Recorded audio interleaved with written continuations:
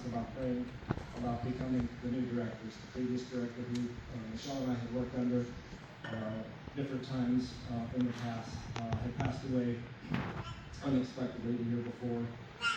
So anyway, we took about a month to pray about that, and honestly did not want to do it, but we really felt the peace of God saying that this is what I have to do in this season. So we stepped into that. There's been a lot of challenges in that. There's been a lot of stretching. There's been a lot of growing. But God has been faithful to us, faithful to the base.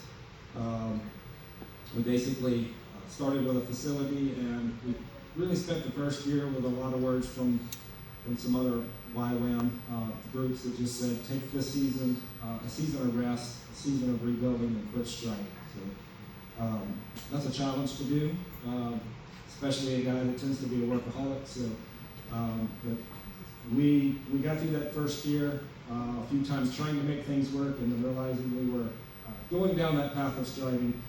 And God brought us back to that. We went back to repentance. And this season, God has just poured out His blessing on the base. We were able to run our first school.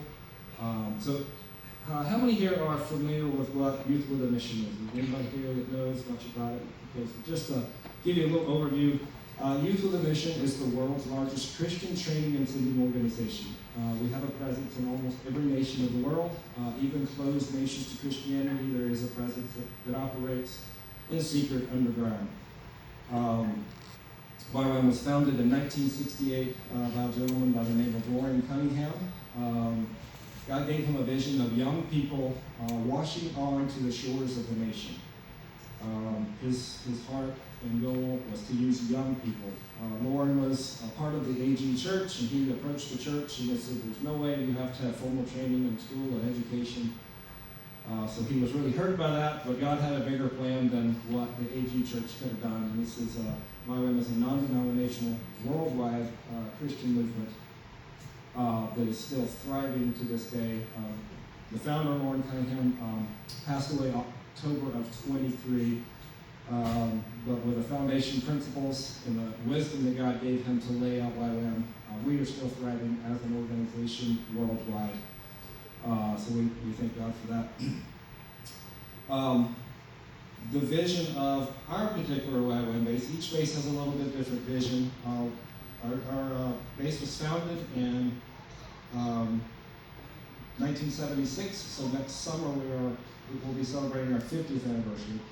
But in 1976, three of the things that were spoken over our base was to be a place of training and sending, a resting place for the Isaiahs of the world, and a place of refuge and international distress. So back to that first one, we were able to have our first school this year. So the basis of YWAM is what's called a discipleship training school, which is a 6-month program. It'd be 3 months of a lecture phase, where we have a different topic every week. We bring in different speakers, Father, Heart of God, spiritual warfare, relationships, many others that are in there. So it's a place to really connect with God. The overall mission statement of YWAM is to know God and make Him known. So that first phase of this is really to get to know God, to build your relationship with Him.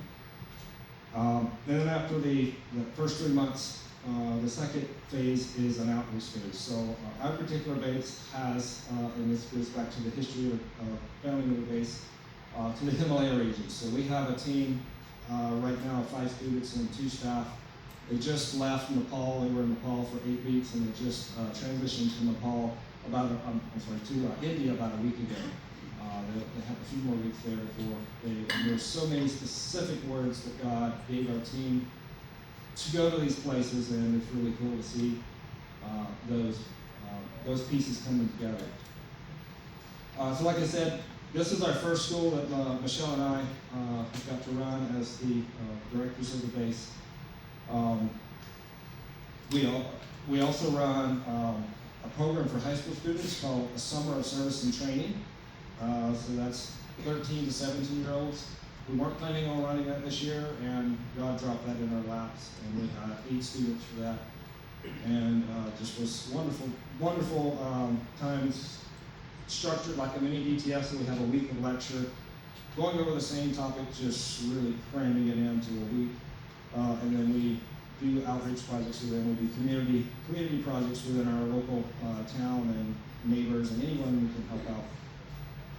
Our third program we run for our training and seating is a TSALT, which stands for Teaching English to Speakers of Other Language. This is one of the only programs in YWAM that does not require the discipleship training school. And it's basically the TSAL certificate, so it's learning to teach English to people who English is not their first language. It gives them a legal certificate to go into nations that you normally wouldn't be able to go there, which then gives them the opportunity to share the gospel in those. The second thing is to be a resting place for Isaiahs of the world. So this is one of the ministries that has been long-standing with the base and was very well operating and is still operating to this day. When we took over the base, a lot of the other stuff was really in need of a new vision for it. The Isaiah ministry has just been consistent and has been full. So we have pastors and missionaries and just anyone that's in the work of ministry that need a time to get away, need a time to rest. We provide a housing place for that. And we do this on a donation basis because a lot of times missionaries coming from overseas, they don't have the budget to be able to pay. So thankfully, the Lord has blessed that, and some are able to do what they can, and others are able to do generously. It really helps us to keep that available for those people who really need it, especially those coming off of the mission field. The third thing is to be a place of refuge in international distress. So that's one we're still praying about, exactly how God will fulfill that. The founders of our base were much into agriculture and growing and preserving food, and we're moving back that direction. We have a very large garden this year. So yeah, it was just a great place to start. So we're just really praying about how we can take that to be able to not only provide for our community of YWAM, but our mountain community and even our community local churches around us. Like I said, I already spoke about our first ETS, so we were praying for 6 to 8 students, and when we started, we have 3.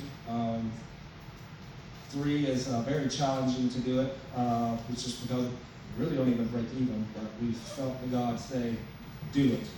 So we started, the end of the first week, which is kind of orientation. We had an elderly couple that had come up to volunteer, and Michelle and I both felt like we were supposed to ask them if they were wanting to be a part of it.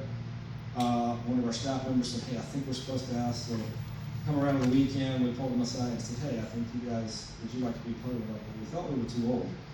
So just so you guys know, even though it is youth with a mission, the age is 18 to 99 is kind of what we say. So this couple were in their 70s, avid outdoorists, so outdoor enthusiasts, and our BTS was an outdoor adventure.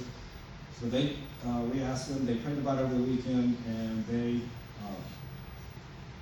joined in on the second week, and this gentleman had formerly gone to seminary school, and after the end of the second week, he said, I wish I could get a refund for all the money and the time I spent in seminary, because this is way better than what I received there.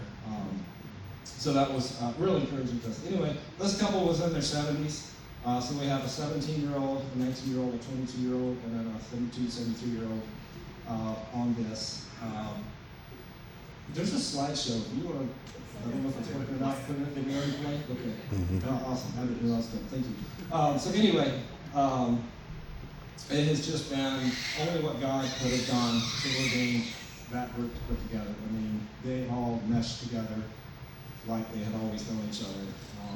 And just the encouraging things that God's doing through them as they're overseas, serving people in villages, remote villages in the Himalayas, and other things. So it's just been a great experience.